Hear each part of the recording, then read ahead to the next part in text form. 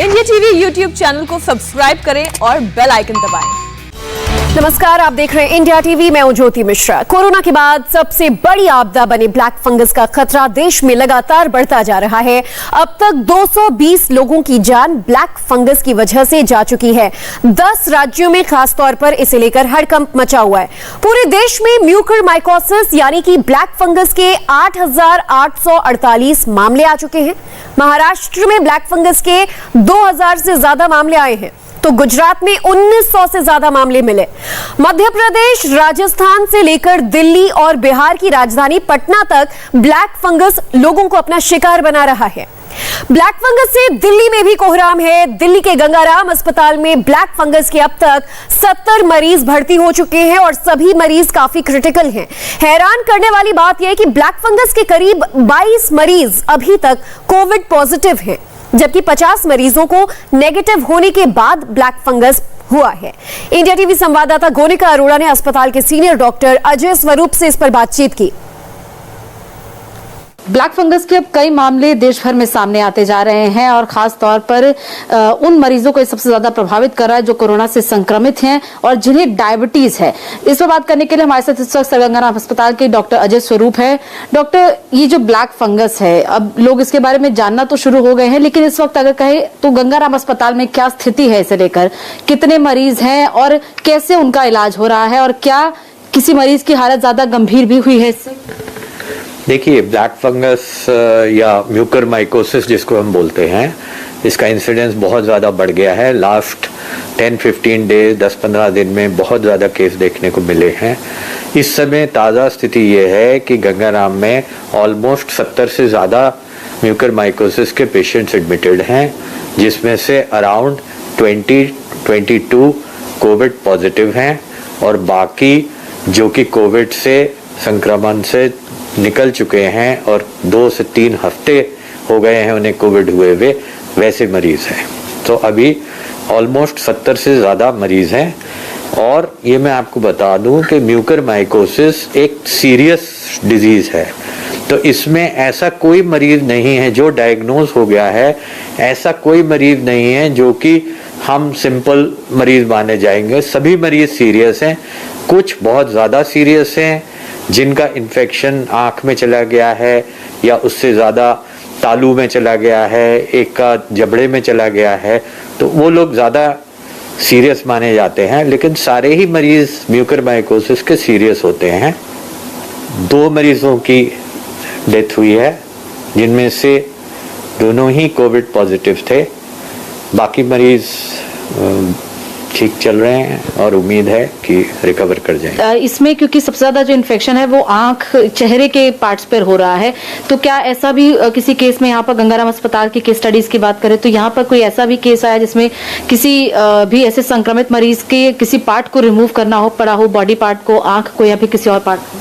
हाँ, ऑर्बिटल एक्सेंट्रेशन जिसको बोलते हैं, वो तो हमने मेरे हिसाब से हमारी अकेले ही यूनिट में कम से कम 4-5 पेशेंट्स की ऑर्बिटल एक्सेंट्रेशन हो चुकी है और भी कई मरीजों की होगी। वो तो क्योंकि नाक से सबसे पास जो स्ट्रक्चर है वो आई है और ट्रांसमिशन जैसे ही नाक से बाहर निकलती है बीमारी तो वो आँख में जाती है और आँख में जैसे ही जाती है तो वो पीछे से सेंट्रल जो आर्टरी होती है उसको दबा देती है, जिससे कि अंधापन हो जाता है और फिर बीमारी क्योंकि और फैलने का डर है, इसलिए हमें मजबूरन आंख निकालनी पड़ती है पेशेंट की जान बचाने के लिए।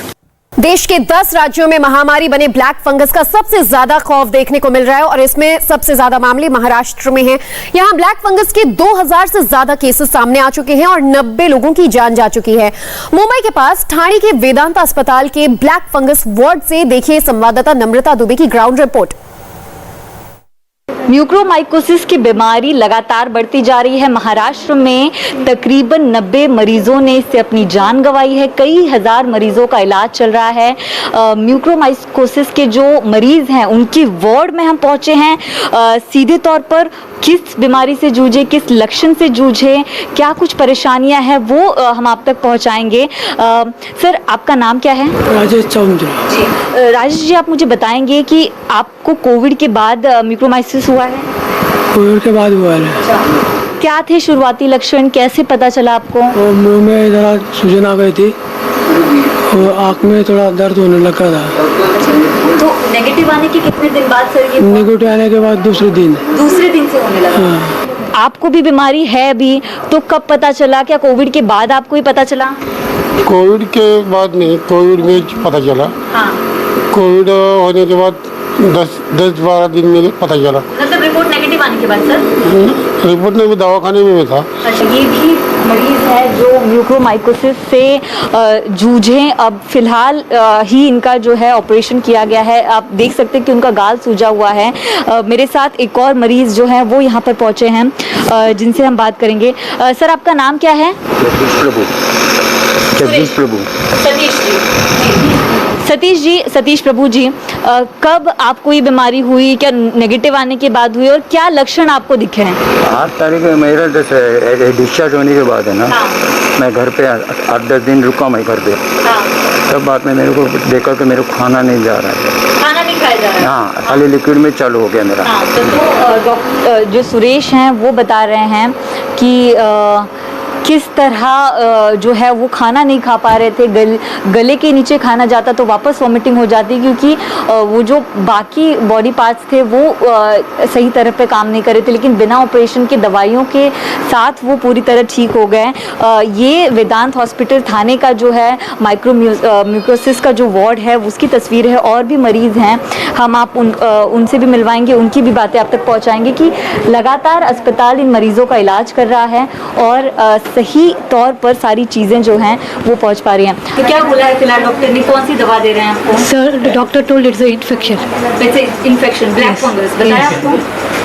सर्जरी कल करने वाले हैं? यस। ठीक है, लेकिन पहले से थोड़ा बेहतर फील कर रहे हैं? अभी भी आप ब्लीडिंग हो रही है? नहीं। अब नहीं हो रही है जी। हम उम्मीद करेंगे कि जल्द से जल्द आपकी सर्जरी हो जाए और घर लौटें। तो इस तरह कई और मरीज हैं जो लगातार ब्लैक फंगस की बीमारी से जूझ रहे हैं। अस्पतालों में उनका इलाज चल रहा है और ऐसे में ज़रूरी है, जो इन मरीजों ने अपनी कहानी बताई, डॉक्टर्स ने बताया कि किस तरह लापरवाही बिल्कुल ना बरतें।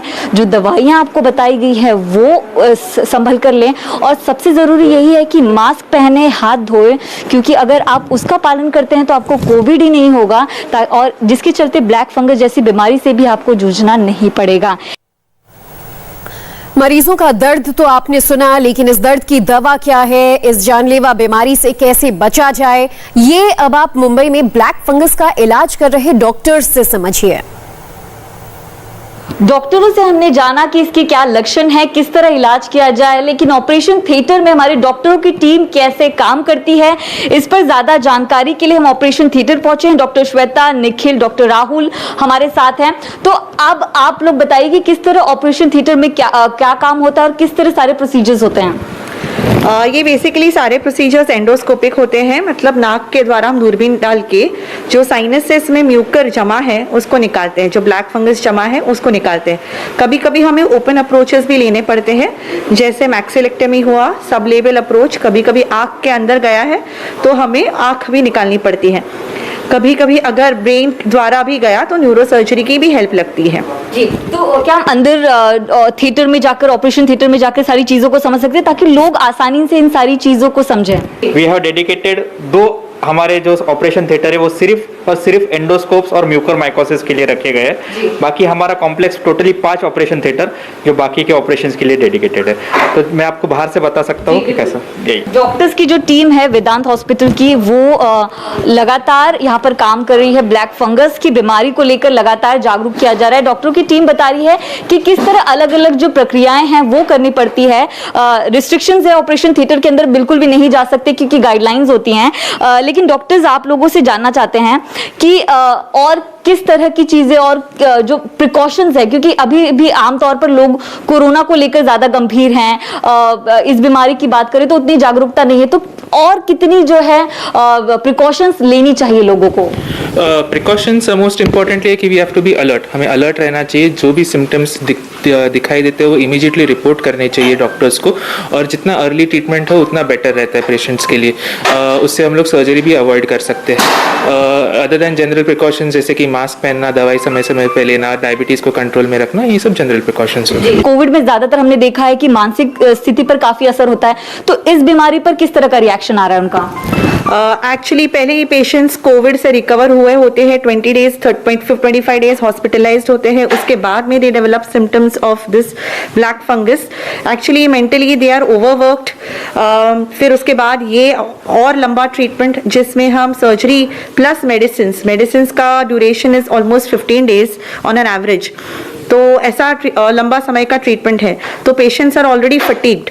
जी, तो मेरा आखिरी सवाल है आपसे कि पहले किस तरह के लक्षण मरीजों को दिखे तो उसको बिल्कुल नजरअंदाज ना करें, तुरंत अस्पताल या डॉक्टर से संपर्क करें? म्यूकोरमाइकोसिस जब चालू होता है तो सबसे पहले आपको आँख का नीचे सूजन, आँख में धुंधलापन, आँख से पानी आना, या फिर आपको नोज जो है वहां से कोई ब्लीडिंग या फिर कोई नाक बहना या फिर कोई कालापन दिखना, ये सबसे जरूरी चीजें हैं जो पेशेंट्स को ऑब्जर्व करनी है।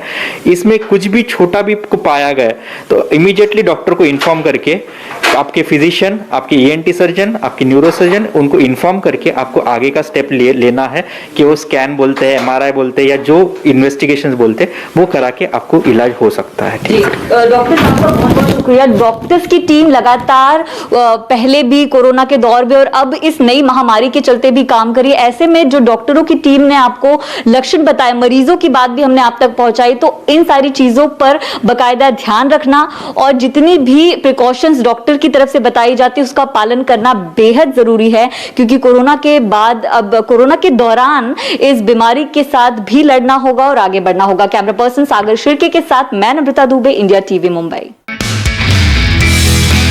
नमस्ते, मैं हूं मीनाक्षी जोशी।